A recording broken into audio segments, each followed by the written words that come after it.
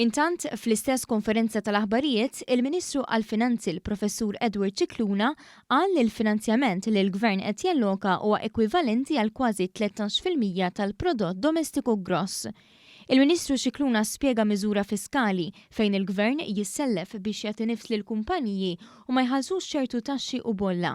Il-Gvern qed jisma' li din il-miżura se tiswa bejn l-400 u 700 miljun euro.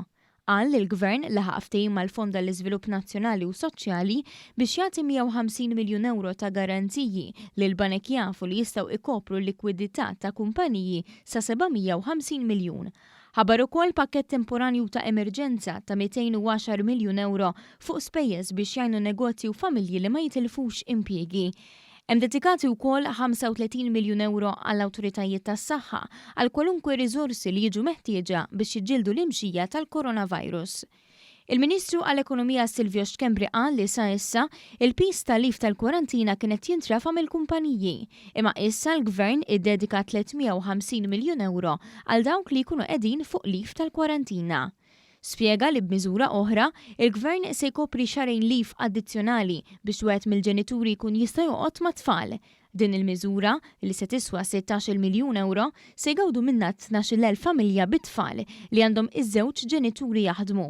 Dawn se jingħataw 800 euro benefiċċju fix-xahar.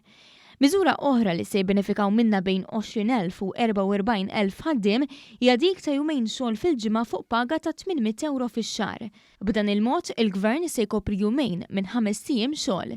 Min din il-miżura se jgawdu wkoll madwar 5,700 self-employed. Din il-miżura se tkopri 3 ijiem xogħol għal dawk li ħadmu n-nies magħhom.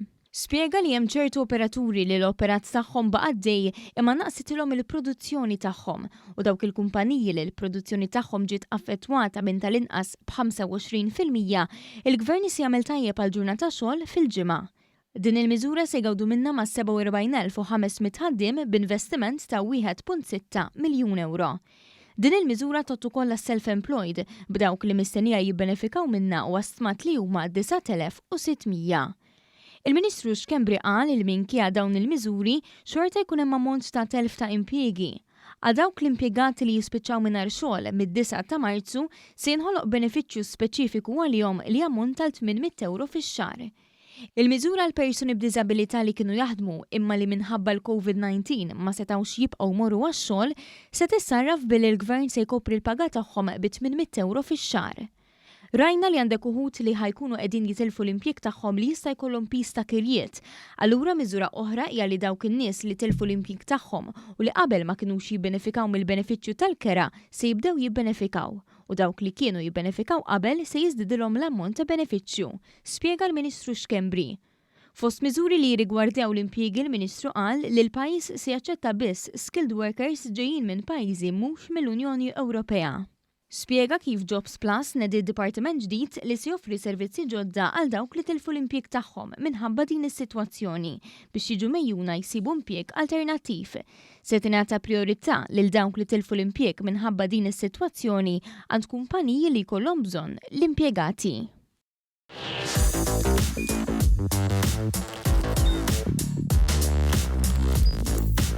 Idħol fuq one.com.mt u hemmhekk tista' tara l-programmi kollha li jxandru fuq One permezz ta' One Play.